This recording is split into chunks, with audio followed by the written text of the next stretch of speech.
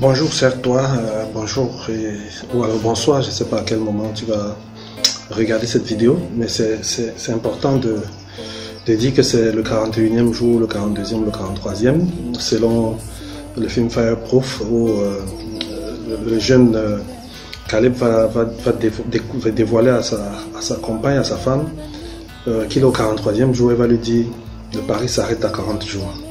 Plusieurs d'entre vous attendent depuis le pari du 40e jour et ne le reçoivent pas et se demandent ce qui se passe. En fait, dans Inbox, c'est-à-dire en privé, beaucoup de nos parieurs, nous étions 75 environ.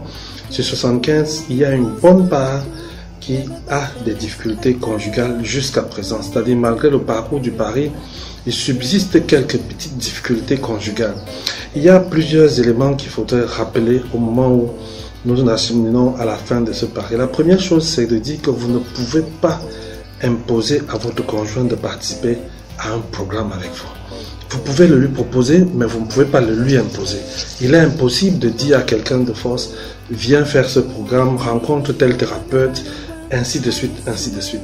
Et c'est pour cela que la question fondamentale que je pose en privé à chacun, c'est est-ce que tu veux sauver ton couple? Est-ce que tu es prêt à payer le prix pour ramener les choses là où c'était? Le thème de notre vidéo, c'est comment le ramener ou alors comment la ramener. J'imagine que vous ne vous êtes pas marié dans la souffrance, vous êtes marié au jour de votre mariage, vous avez un grand projet avec votre conjoint, vous avez une idée de ce que vous allez vivre une fois que vous serez marié. Donc, vous vous êtes engagé dans la joie, vous vous êtes engagé en vous disant tout ira pour le mieux. Maintenant, les choses ne se sont pas passées comme il fallait. Les choses ont commencé à se transformer. Vous avez peut-être des idées sur comment ça a commencé à se dégringoler ou alors vous n'en avez même pas et vous êtes surpris par la situation. Quoi qu'il en soit, il est important de savoir que tout repose sur votre volonté à rebâtir. Tout repose sur votre volonté à ramener les choses là où elles étaient avant. C'est pour cela que la première chose que vous devez apprendre à faire, c'est de répondre de façon appropriée à votre conjoint. Votre conjoint expérimente certaines choses. Il ne vous partage pas tout forcément, mais il vit quelque chose et vous devez apprendre à lui répondre convenablement, de façon appropriée, indépendamment des émotions qu'il suscite dans votre cœur. Parce qu'un mari qui est difficile suscite rarement des développements positifs et émotionnels. Et donc, vous allez discipliner vos émotions et apprendre à répondre de façon appropriée à la demande, à la question, à la sollicitation, comme si vous ne souffrez pas au niveau émotionnel. Vous devez discipliner vos émotions parce que vous voulez gagner le grand prix. Et donc, évitez de l'amadouer, évitez de le manipuler, évitez d'être la réparatrice ou le réparateur de la relation, évitez d'étouffer par l'amour, évitez d'essayer de convaincre. Répondez simplement de manière appropriée à sa sollicitation. Comment donc faire pour inverser les choses? Comment faire pour ramener les choses comme elles étaient au début quand vous vous êtes engagé? Nous avons commencé à dire qu'il ne faut pas l'amadouer, il ne faut pas le manipuler, il ne faut pas être là pour justifier les choses. Nous allons poursuivre en montrant ce qu'on peut faire en 10 petits points pour pouvoir ramener la relation là où elle était. La première chose, c'est les problèmes de genre. Nous avons parlé plusieurs fois et même pendant le pari, je vous ai offert un test pour savoir quel est le tempérament que vous avez. Il faut aussi faire le test pour savoir quel est le tempérament de votre conjoint. Ça permet d'anticiper sur ses actions, ça permet d'anticiper sur ses réactions, ça permet de comprendre comment il fonctionne.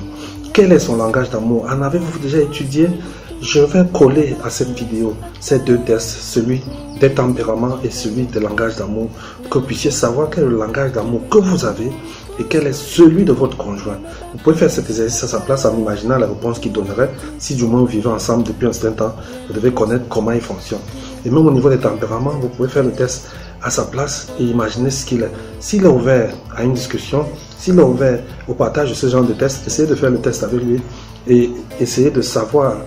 Quand je dis lui, je veux dire monsieur ou madame, essayez de savoir quel est son tempérament et prenez le profil de ces différents tempéraments et vous verrez que vous pouvez anticiper sur beaucoup de choses. Voici donc 10 petites choses que je pense que quand tu as compris quel est le tempérament de ton conjoint, quand tu as compris quel est son langage d'amour, tu as résolu une bonne partie des problèmes du couple. Et maintenant, tu peux te mettre au travail pour savoir comment avancer avec lui pour le ramener à la position de départ quand vous vous êtes mariés. Première chose, avant tout, il faut valider ses sentiments. Il faut valider ses sentiments. Le mariage, c'est une affaire de sagesse, pas seulement d'intelligence. C'est pas une affaire de pertinence, mais c'est aussi une affaire de sentiment. Il y a des moments où tu peux valider ses sentiments et tu dois le faire parce que l'essentiel n'est pas qu'il soit pertinent. Quelqu'un qui souffre n'a pas forcément raison. Il peut souffrir alors qu'il a tort. Donc valide le fait qu'il vit quelque chose. Accepte que ce qu'il vit est différent de ce que tu envisageais, de ce que tu pensais. N'essaye pas de critiquer la vie qu'il mène maintenant. N'essaye pas de refuter, d'argumenter, de défendre, de désapprouver ce qu'il vit. Admets qu'il le vit et essaie de travailler en fonction de ce qu'il vit. Essaie de mettre au travail pour l'aider à surmonter ce qu'il vit. Nous allons voir tout à l'heure que dire qu'on va l'aider à surmonter ce qu'il vit ne veut pas dire entrer dans sa vie pour commencer à changer les choses. Faites très attention. Il faut reculer, c'est le deuxième point. Il faut vraiment lui donner de l'espace. Il veut se mettre à l'aise seul. Il veut se retirer. Il veut prendre une retraite. Il veut vraiment s'asseoir dans son coin seul. Laisse-lui cette place-là. Accorde-lui cette place-là. Permets même qu'il puisse dire qu'il ne veut pas que tu l'appelles. Il ne veut pas que tu le déranges. Donne-lui ce temps-là. Permets qu'il puisse ne pas prendre tes coups de fil. Permets qu'il soit à un moment où il ne lit même pas tes messages. Toi, ne panique pas. Fais ce qui est bon à faire. Envoie-lui un message si c'est possible, mais n'en fais pas trop. Laisse-lui respirer son espace. La troisième chose à faire aussi, dans la même intention, c'est de garder la lumière. La lumière, c'est quoi? C'est des petites conversations que vous pouvez avoir de temps en temps. Faites tout pour que ces conversations soient toujours brèves et positives.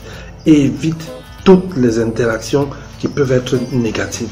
Il pose une question, réponds positivement. Il critique quelque chose, accepte positivement. Il veut t'amener dans un chemin glissant des disputes, refuse la dispute en abordant le sujet de manière plutôt positive. Donc fais tout pour que ce soit bref et bref. N'accélère pas. Ne te dis pas comme il ose, comme elle accepte de parler, je vais en profiter pour lui dire ce que j'ai dans le ventre. Non, non, non, non, non. Essaie d'avoir une conversation plutôt amicale avec lui. Soit dans la paix, soit dans la tranquillité.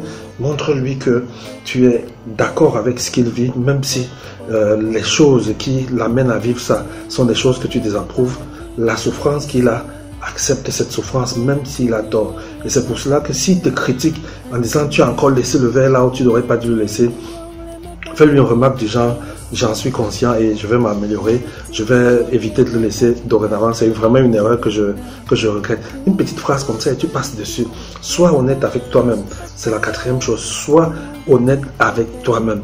Essaie de voir quelles sont tes responsabilités. Arrête de te défendre.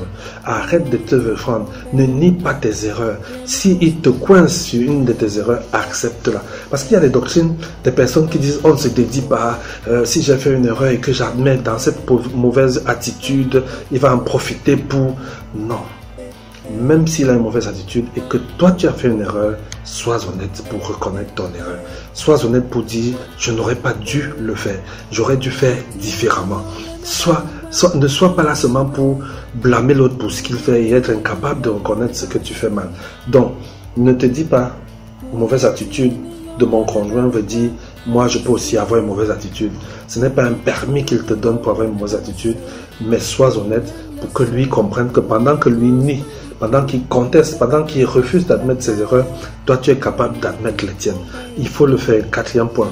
Cinquième chose, il faut fuir, c'est comme la troisième, il faut fuir toutes les interactions qui sont négatives. Et c'est pour cela que je te conseille de lire Galates 5, les versets 22 et 23.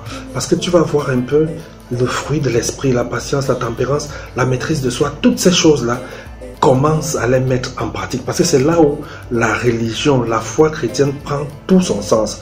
On peut confesser ces choses en public, on peut dire ces choses devant les gens, mais la réalité maintenant, la vérité de cette vie-là, elle va se mettre en branle quand tu seras dans ce conflit que tu as avec ton conjoint.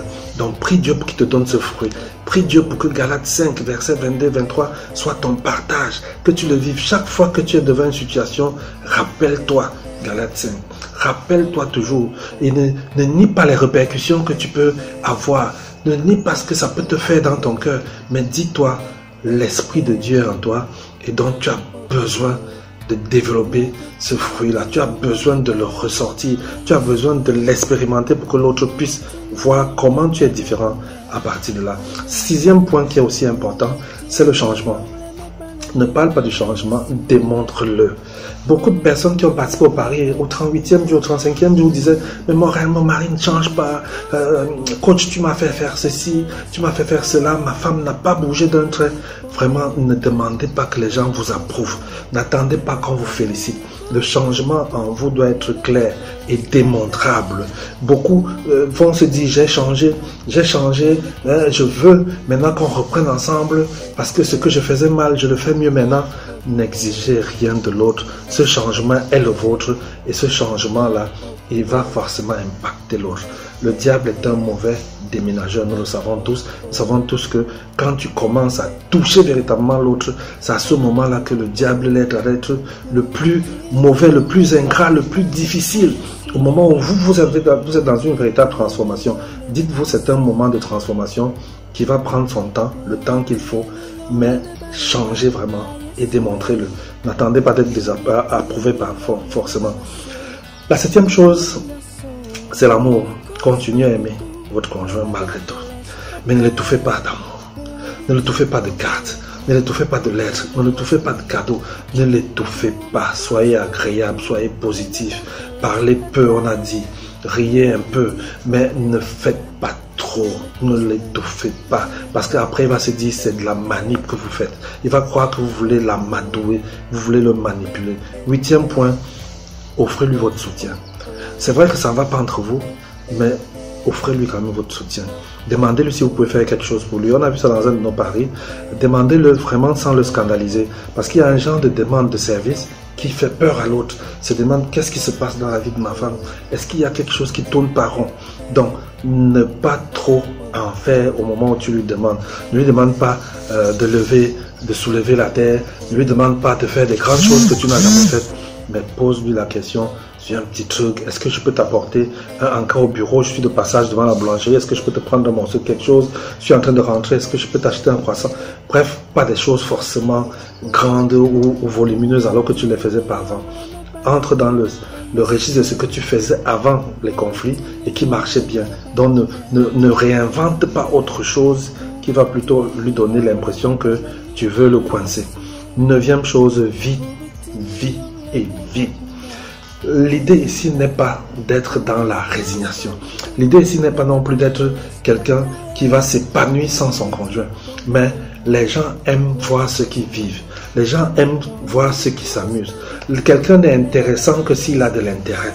C'est-à-dire que si tu fais des choses qui sont intéressantes, que ta femme voit que tu peux avoir des amis de qualité, ton mari voit que malgré les difficultés que vous avez, tu as quand même des amis de bonne classe, de bonnes factures, tu fréquentes des bonnes personnes, tu lui montres que tu arrives à t'amuser avec ces bonnes personnes, vous arrivez à organiser les choses avec les enfants, en attendant que lui aussi vienne s'y impliquer, ça donne envie à l'autre de se rapprocher de vous. Et 10e point, c'est le moment de discuter. Et c'est ça qui nous ramène à notre pari.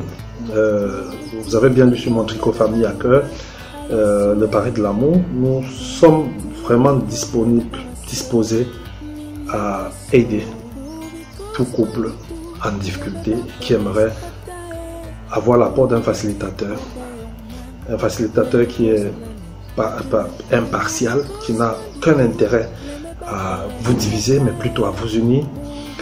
C'est le moment, le 10e point, d'en parler avec votre conjoint, de lui suggérer l'apport de quelqu'un de l'extérieur pour vous aider à surmonter. Parce que quand tu as fait les 9 premières choses et que ça commence à avoir un impact, parfois il vaut mieux discuter avec l'autre pour lui demander est-ce qu'on peut faire appel à quelqu'un d'autre, est-ce qu'on peut faire appel à une tierce personne qui pourrait nous apporter son soutien. Voilà ce que je voulais partager avec vous. Nous sommes entièrement à votre disposition. Vous pouvez nous écrire à contact@familleacœur.net ou alors par WhatsApp au 236 6 99 78 63 08. Vous pouvez nous contacter même dans notre site internet www.familleacœur.net ou alors aller sur notre page Facebook Famille à Cœur, vous nous trouverez. nous sommes vraiment disposés à distance à partager avec vous les ressources qu'il faut pour mettre en place votre couple. C'était le bonus du pari qui a été promis aux parieurs de septembre, le bonus du 41e jour en attendant le 40e.